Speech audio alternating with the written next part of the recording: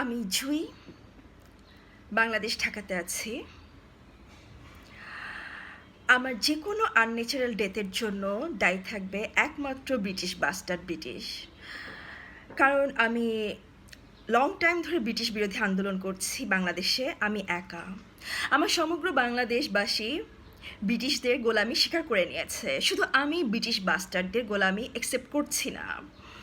আমি ট্রাই করছি বাংলাদেশকে ব্রিটিশ বাস্টারদের গোলামি থেকে সেভ করতে।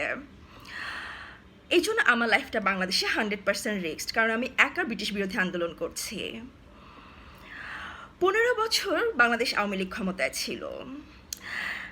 ব্রিটিশ বাস্টারদের previous all Facebook Twitter account observe করলে দেখা যাবে আওয়ামী লীগের বেস্টি ছিল ব্রিটিশ বাস্টার। 15 বছর ধরে আমার দেশে আমার বাংলাদেশি ইসলামিস্ট ভাইরা অত্যাচারিত হয়েছে, তাদেরকে মেরে ফেলা হয়েছে, তাদেরকে আয়নাঘরে রাখা হয়েছিল, গণহত্যা করা হয়েছে আমার বাংলাদেশি ইসলামিস্ট ভাইদের। কে করেছে? আওয়ামী লীগ নিশ্চয়ই একা করেনি। হ্যাঁ, জানোয়ার মোদি গভর্নমেন্ট আওয়ামী লীগের বন্ধু ছিল, বাট ব্রিটিশ বাস্টার্ড আমার বাংলাদেশকে কন্ট্রোল করতো। ব্রিটিশ বাস্টার্ডও আওয়ামী লীগের বন্ধু ছিল। তাহলে আমার বাংলাদেশের ইসলামিস্ট ভাইদের হত্যাকারী কে? 15 বছর ধরে ডেফিনেটলি ব্রিটিশ বাস্টার্ড।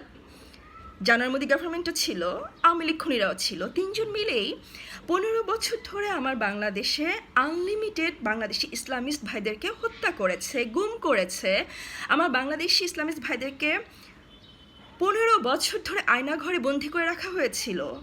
তখন তো ব্রিটিশ বাস্টাররা আসেনি বাংলাদেশি ইসলামিস্ট ভাইদেরকে সেভ করতে।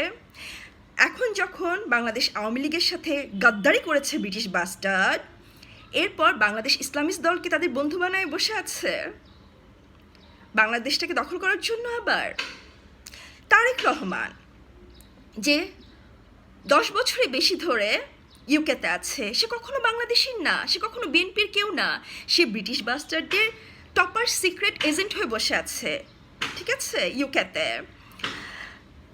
আওয়ামী লীগের পরিবারকে শেষ করার পর ব্রিটিশ বাস্টার্ড এখন তারেক রহমানকে ইউজ করছে বাংলাদেশকে দখল করার জন্য, ঠিক আছে।